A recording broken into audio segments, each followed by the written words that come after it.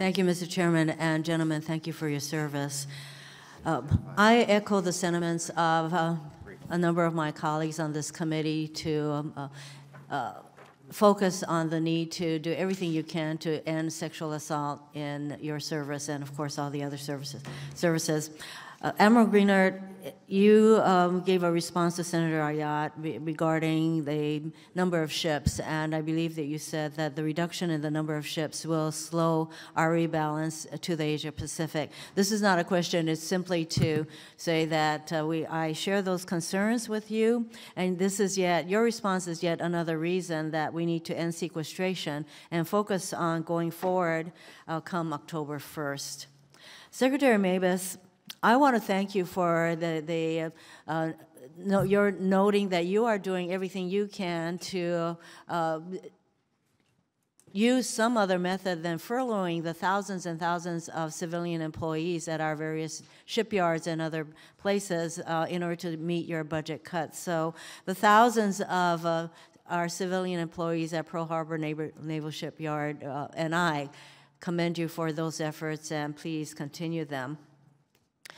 Yesterday, the National Security Advisor, Tom Donilon, spoke on the critical link between energy security and national security. And he stated, quote, "Energy matters profoundly to U.S. national security and foreign policy," end quote. I could not agree more, and I know that this is something that you, Mr. Secretary, has long recognized, and I want to commend your work as a secretary in aggressively pursuing a strategy of diversifying the Navy's fuel sources and using energy more efficiently so that we would be saving significant amounts of money that can go for other defense priorities. So as you note in your testimony, the Navy has historically been a leader in energy innovation. Given the successes you are seeing within the Navy and Marine Corps, what, in your estimate, would be the impact on the Navy's long-term capabilities if we were to reduce our investments and initiatives in energy security? Well, Senator, this is a military vulnerability. The amount of fuel that we use, the types of fuel that we use, the vulnerability we have not only to supply shocks but also to price shocks. And I think that if we were to lessen that commitment to diversifying our sources, to becoming more efficient, that we would simply be making a military vulnerability worse. And that one of the things that leaders of military services are required to do, and certainly should do, is identify your adversaries or potential adversaries' vulnerabilities, but also your own, and to work to lessen those. And that's what we've been trying to do, and we very much appreciate the support of you and of your colleagues toward this goal. And it's a wide range of things. It's the efficiencies that we talked about, but it's also putting some competition in. Trying to develop sources of energy that are not influenced by world events, by somebody threatening to close a strait here or there and making the price of oil spike. For every dollar that oil increases per barrel, it costs the Department of the Navy $30 million in additional fuel cost. So for FY11, FY12, and then the proposed increase for FY13, that's $1.5 billion to the Navy.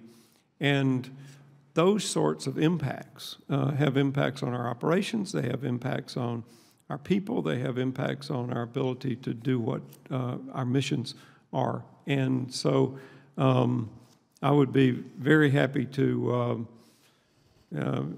because I literally could go on about this all day, but to get you some of the figures that we have worked through in terms of the benefits of this, in terms of where this will take us, and as you point out, the fact that the Navy in particular, but also the military in general, has led in this and other technology changes.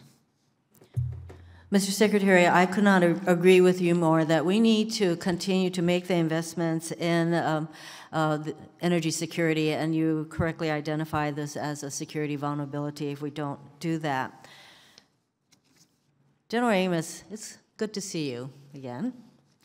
The Marines obviously play a major role in the Pacific and are a significant part of the rebalance to the Asia-Pacific area. Can you talk a little bit about the latest with regards to relocating Marine forces throughout the Pacific? Senator, thank you. Yes, I can. We actually began this about 1.5 years ago, and if you take a look at the amount of monies over the FIDIP, there's about $3.5 billion, all total, money being focused on the reorientation of the Marines in the Pacific. So that just gives you a sense for how committed we are. But last year, we deployed our first rotating battalion back onto the island of Okinawa last year. One of the companies of that battalion went down to Darwin, Australia, and began the Darwin detachment down there, which has just been reconstituted again this month. So that's going to begin an effort between our nation and Australia, gradually, eventually growing to about 2,500 Marines there.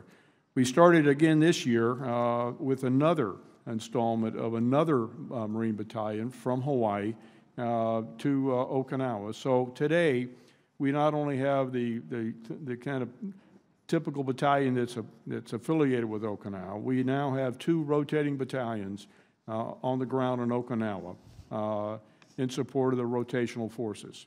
This fall, we're going to do that again. We'll triple down on that.